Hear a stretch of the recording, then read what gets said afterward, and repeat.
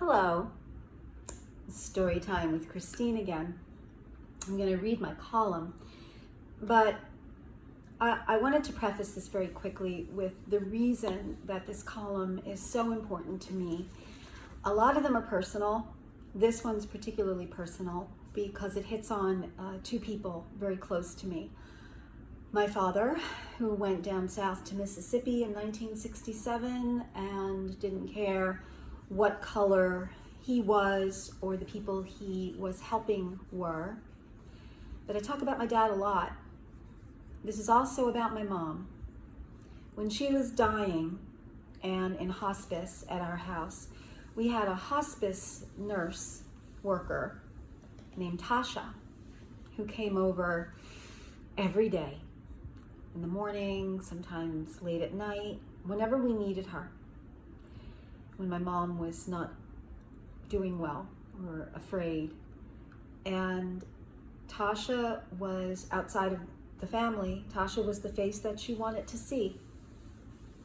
And that face was the face of a Black woman who gave a great deal of comfort to my mother.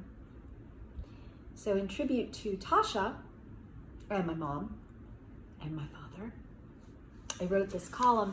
And again, I apologize for not being able to look into the camera because my eyesight is horrific. So I'm going to take these guys off and read this to you.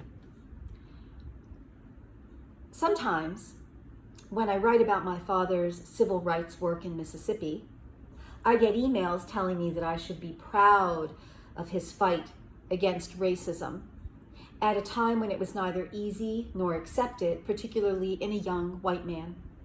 Other times, I get comments about how bizarre it is that such a wonderful father sired such a backward daughter, someone who voted for the wrong president and holds bigoted beliefs.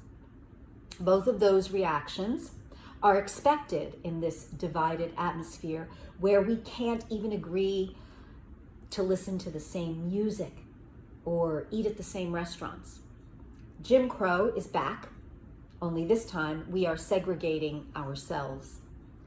But the comments that anger me the most are not the ones that target me, but rather the ones that demean and diminish the efforts of people like my father.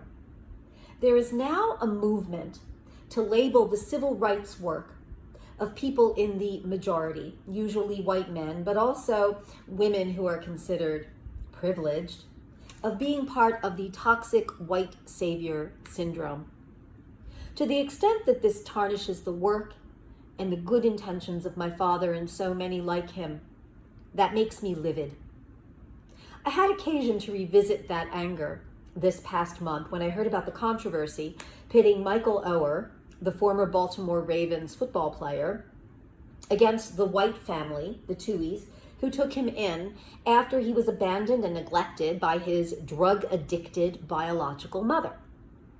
I don't need to rehash the story here because most of us have seen the movie The Blind Side, where a Tennessee family adopts a homeless Black teen, gives him a place to stay, mentors him through school, and helps him get into an elite football program. I'll explain why I put the word adopts in quotation marks in a minute. This was a fairy tale. And while we all know to take Hollywood fairy tales with a grain of salt the size of Mount Rushmore, the basic story was incredibly inspiring. Until, that is, Michael Oher decided to shatter what he now calls a lie. He is accusing that family, the Tuohys, of never actually adopting him, but of instead putting him under a legal conservatorship. He recently filed a lawsuit charging them with exploitation, alleging that they only wanted to control his money, and that he had no idea that he wasn't adopted.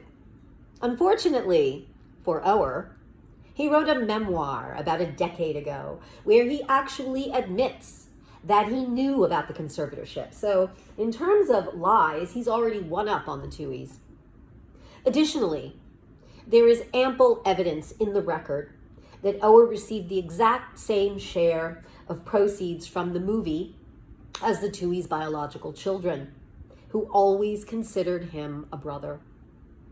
What should have been just another example of money corrupting family ties was taken to a new and disturbing level when the people started bringing race into the mix. Articles began showing up with titles like, "Was the Blind Side's white savior narrative built on a lie?" Vox. "The Blind Side's drama just proves the cheap, meaningless hope of white savior films." NPR. "The Blind Side might be the worst white savior movie ever." MSNBC. "The Blind Side and other films that used the white savior trope." The Root. And Michael Oher's Blind Side's family drama may prove white savior skeptics right. A website called Level. No, I haven't heard of it either. Even before the current legal controversy, people were complaining about the deification of white people giving a helping hand to a young black man with limited resources. And this was not the first time that race was used as a wedge when people with differing levels of melanin in their epidermis were confronted with adversity, and the one with the lesser amount of melanin was in the position to help. When To Kill a Mockingbird was being prepared for its Broadway stage debut a few seasons ago, producer Aaron Sorkin was quoted as saying that he wanted to minimize the white savior aspects of Harper Lee's original narrative. At the time, he observed, quote, "I realized something about my favorite scene in the movie and in the book. At the end of the trial, Atticus is putting stuff back in his briefcase. The courtroom has cleared out, except for the people in what they called the colored section. Everyone has stood up silently. The Reverend Sykes says to Scout, 'Miss Jean Louise, stand up. Your father's passing.' That really is a white savior moment." End quote. That iconic scene is probably my favorite, not just in that movie, but in any movie. I admit that I think of my own father when I look at Gregory Peck's sad, stoic figure, saddened, but not entirely defeated, because I imagine Daddy felt the same way when he lost his own cases down in Mississippi in 1967. To now have someone take what was a tribute to the resilience of the human spirit, which has no color, creed, or gender, and completely twist it around, angers me. Perhaps that's another reason why hearing the attacks on the Tuohy family as being white saviors makes me see red. Yes, I am a white woman, and I can't exactly empathize with a homeless black teen who was essentially abandoned by his drug-addled biological mother. But I am someone who doesn't think that the color of the person who is throwing me a lifeline matters all that much. Do you think that the parents who were desperate to save their children's lives cared that renowned pediatric neurosurgeon Ben Carson was not a white man? I don't. So while I'm sure Michael Oher feels he was wronged, race has nothing to do with it.